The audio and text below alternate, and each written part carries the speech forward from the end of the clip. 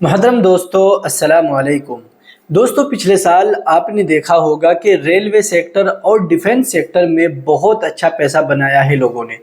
और railway sector के stocks जो हैं वो अपनी वैल्यू से 200 रुपए ऊपर गए।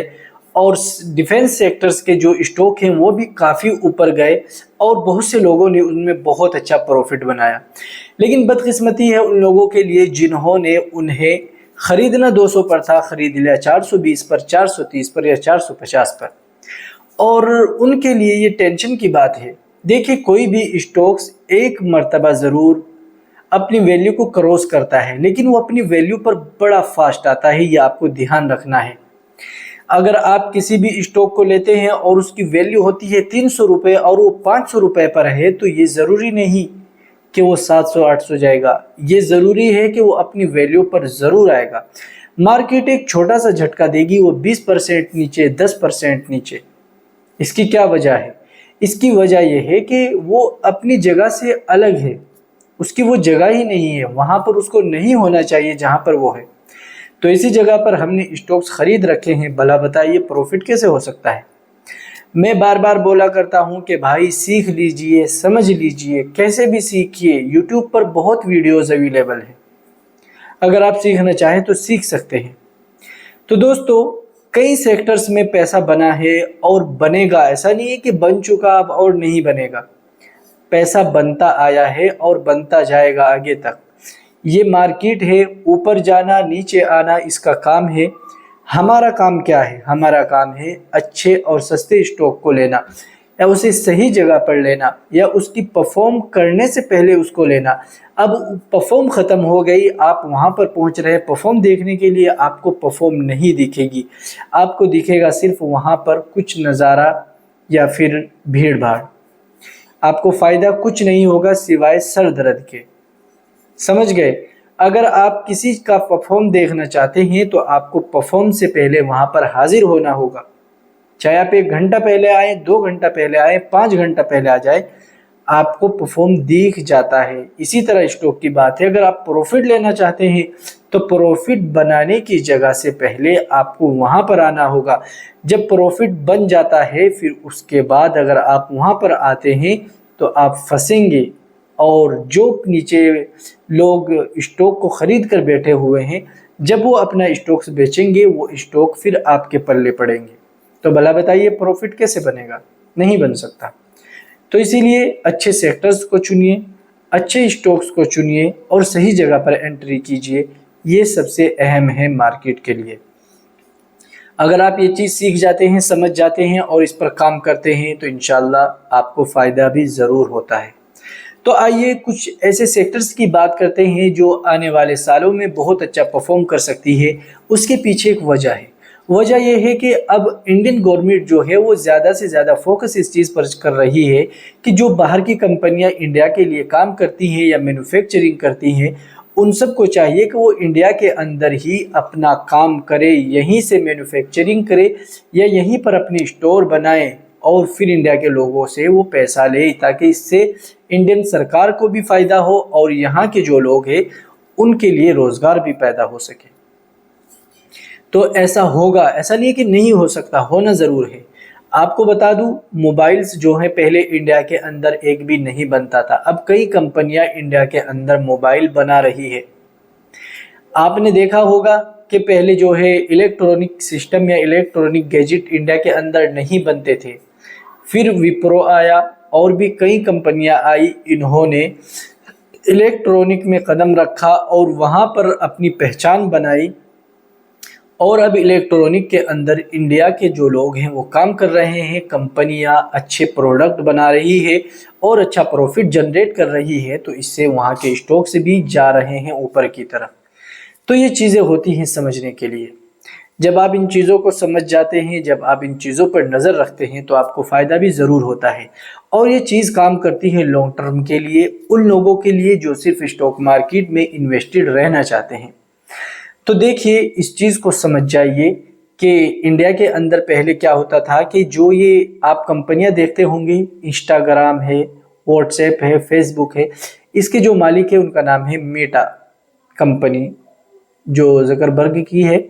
और उसके साथ साथ ही कई और कंपनियां हैं, या फिर गूगल कह लीजिए, माइक्रोसॉफ्ट, या फिर आप ट्विटर कह लीजिए, या फिर जो भी कंपनियां हैं जो हमारा डेटा अपने अंदर या अपने डेटा सेंटर के अंदर इंस्टॉल रखती है या वहाँ पर महफूज रखती है। पहले क्या होता था कि वो कंपनियां बाहर जाकर ही हमारे डेटा को अपने पास सेव रखती थी या उसको वहाँ पर स्टोर करके रखती थी।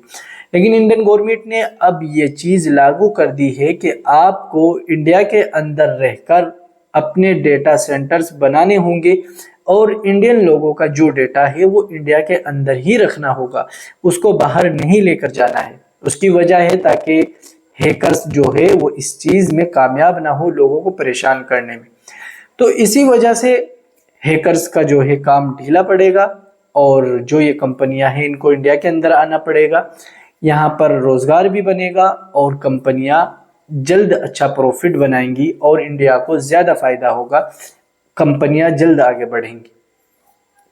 तो जैसा कि आप सब जानते भी होंगे, अनंतराज एक कंपनी है, उनका कंस्ट्रक्शन का काम है। अनंतराज का कंस्ट्रक्शन का काम है, लेकिन उन्होंने अभी 300 डेटा सेंटर्स बनाए हैं। तो इससे क्या लगता है, आप खुद समझिए। एक कंपनी कंस्ट्रक्शन का काम कर रही है, लेकिन उसे पता है कि आने वाले टाइम में सरकार इन चीज़ों की मांग कर रही है, तो इससे क्या होगा, उनका मार्केट कैप बढ़ेगा, उनका प्रॉफिट बढ़ेगा और उनका बिजनेस ग्रो होगा, उनका बिजनेस बढ़ेगा। जब कंपनी का बिजनेस बढ़ता है, प्रॉफिट आता है, तो जाहिर सी बात है कंपनी बड़े अच्छे लेवल पर पहुंच जाती है और उसके स्टॉक्स भी आगे जाते हैं।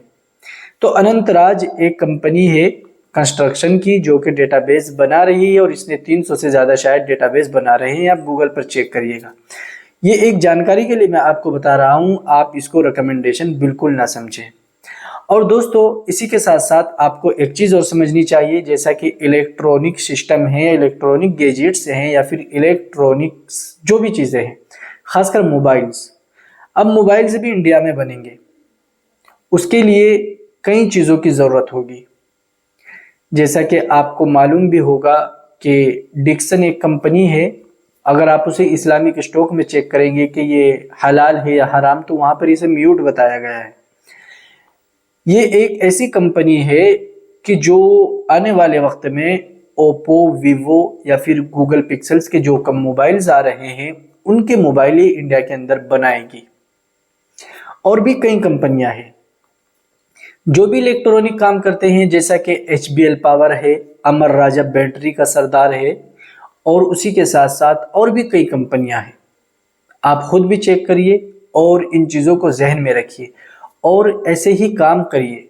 ऐसे स्टॉक्स जो होते हैं हमें अपनी वॉच लिस्ट में ऐड रखने चाहिए और लंबे टाइम के लिए सोचा जाए तो बेहतर होता है। याद रखिएगा, किसी भी स्टॉक का नाम सुनकर कभी स्टॉक नहीं खरीदना चाहिए, अपनी वॉच लिस्ट में ऐड रखना चाहिए, किसी अच्छे सलाहकार से सलाह लेनी चाहिए, अपनी खुद की एनालिसिस पर काम करना चाहिए या फिर किसी अच्छे सलाहकार से सलाह लेकर काम करना चाहिए, ताकि आपको आने वाले वक्त में दिक्कत का सामना ना करना पड़े।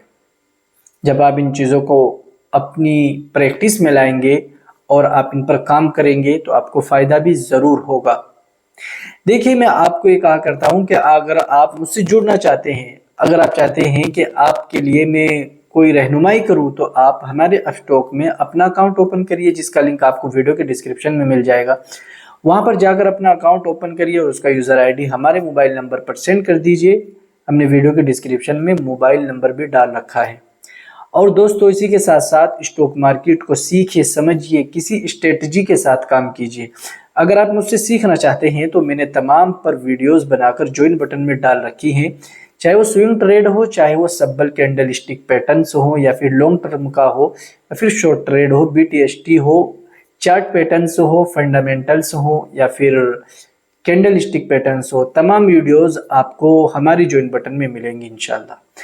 उम्मीद करूंगा इस वीडियो से आप कुछ फ़ायदा ज़रूर उठाएंगे और आप इन चीज़ों को ध्यान में रखते हुए स्टॉक सिलेक्शन में करेंगे, ताकि आपको अच्छे स्टॉक मिले और आप अच्छे प्रॉफिट करने वाले ट्रेडर बन जाए। हमारे इस चैनल को सब्सक्राइब कर रखिए, ताकि मैं जब भी अच्छी वीडियोज़ अपलोड करूँ उसकी नोटिफिकेशन आपको सबसे पहले पहुँच सके। अस्सलाम वालेकुम।